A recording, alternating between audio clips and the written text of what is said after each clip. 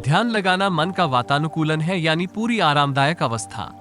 हर कोई आराम चाहता है, परंतु हमें यह नहीं पता होता कि पूरी तरह आरामदायक कैसे महसूस किया जा सकता है।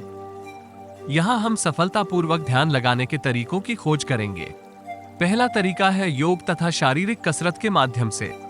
जब हमारा शरीर कुछ विशेष तरह की मुद्राएं करता है किसी विशेष ताल के साथ, तो इससे थोड़ी थकावट आती है और हमारा मन ध्यान की अवस्था में पहुंच जाता है।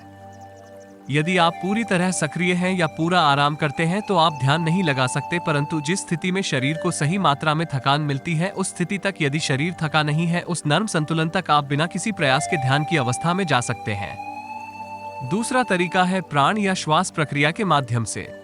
श्वास संबंधी तकनीकों तथा प्राणायाम के माध्यम से मन शांत होता है और आप बिना किसी प्रयास के ध्यान की अवस्था में पहुंच जाते हैं। तीसरा तरीका है इंद्रियों संबंधी आनंद के माध्यम से। हमारी 5 इंद्रियां हैं: देखना, सुनना, किसी चीज का स्वाद लेना, सूंघना या छूना। पूरा संसार इन 5 तत्वों का संगम है: पृथ्वी, पानी, हवा, अग्नि तथा आकाश।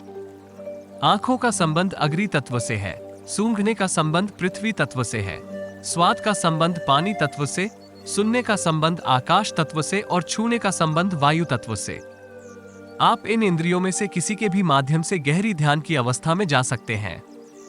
किसी छुट्टी वाले दिन आराम से लेट जाएं तथा आकाश की ओर देखें, या जब आप पूरी तरह संगीत सुनने में व्यस्त हों तो एक क्षण ऐसा आता है जब मन स्थिर हो जाता है। कोई सोच नहीं रहती और आपको ये पता नहीं चलता कि आप कहाँ हैं, और फिर आपकी कोई सीमाएं नहीं होती। आपको हर तरफ केंद्र का अनुभव होता है और दायरा कहीं नहीं होता। किसी भी प्रकार का आश्चर्य आपको उस स्थिति में ले जाता है।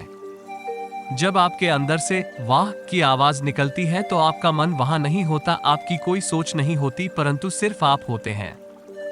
यही स्थिति आपको ध्यान में ले जाती है। चौथा तरीका भावनाओं के माध्यम से है। सकारात्मक तथा नकारात्मक भावनाओं के माध्यम से आप ध्यान की अवस्था में जा सकते हैं।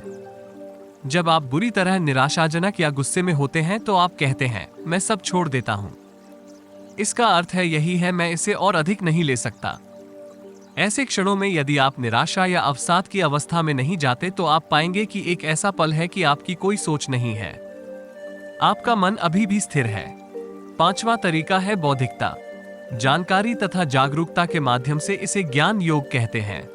आप आराम से बैठ जाएं और यह सोचें कि हमारा शरीर अरबों कोशिकाओं से बना है। आपके साथ कुछ घटित हो रहा है, आप उत्तेजित हो रहे हैं। कोई अंतरिक्ष के किसी अजायब घर में दाखिल हो रहा है या ब्रह्मांड के बारे में एक फिल्म देख रहा है। आपके अंदर गहराई में कुछ घटित हो रहा है। आप ऐसे अनुभव से तुरंत बाहर नहीं आ सकते। ये लगभग असंभव हो जाता है क्योंकि आपके जीवन का संदर्भ तुरंत बदल जाता है। जब आप ब्रह्मांड के विस्तार के बारे में जागरूक होते हैं, आपके अंदर कोई परिवर्तन घटित होता है। ध्यान लगाना बहुत ही प्राकृतिक है, चाहे ये घर पर आप अपने साथ करें या पूरे ब्रह्मांड में किसी भी अन्य चीज के साथ। आपको सिर्फ ये जानने की जरूरत है कि गहराई तक आराम कैसे महसूस करना है। यदि आप एक मसाज टेबल पर हों तो आप क्या करेंगे? मसाज करने वाला अपना काम करता है और आप कुछ नहीं करते। ध्यान की अवस्था में भी कुछ ऐसा ही होता है।